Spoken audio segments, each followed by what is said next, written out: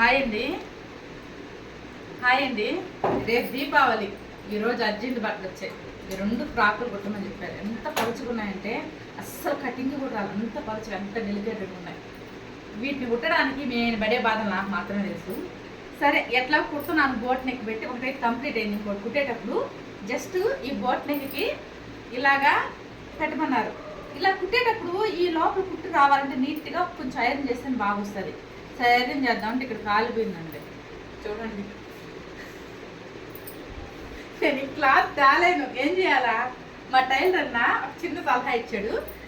అది ఇంతకుముందు ఈ అన్నగారు ఇంతకుముందు ఒక టైలర్ అన్న పనిచేసేవాడు. అన్న చెప్పేవాడు, చెడిందన్నా చైనా మోడల్ మేడం, మనం ఏ జరగొట్టినా చైనా మోడల్ అయిపోతుంది, చైనా వాళ్ళంతా ఇట్లాగే చేసేవాళ్ళు అని చెప్పేవాడు ఒక అన్న.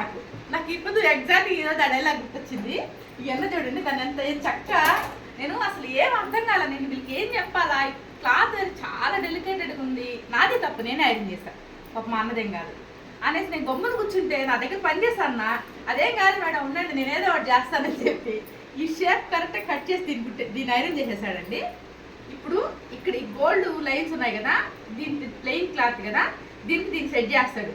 దీన్ని చేసిన తర్వాత ఎట్లుంటే మళ్ళీ ఒక ఫీడ్బ్యాక్ చూపిస్తాను. చేతిలో విద్య అనేది ఉంటే, బట్ ఇన్ సేమ్ టైం గుండెలో ధైర్యం కూడా ఉండాలి. ఉంటే మనం ఏదైనా కవర్ చేసి ఇచ్చాడు అనమాట, తప్పు నొప్పుగా కవర్ చేయొచ్చు. ఈ క్రెడిట్ అంతా ఈ అన్నకే తగ్గుతుంది. పేరు మెన్షన్ చేయమంటే వద్దా నాకు తెలీదు. సో ఒకటి లేదు. ఓకే, కుట్టిన తర్వాత మళ్ళీ చూపిస్తానండి. బాయ్.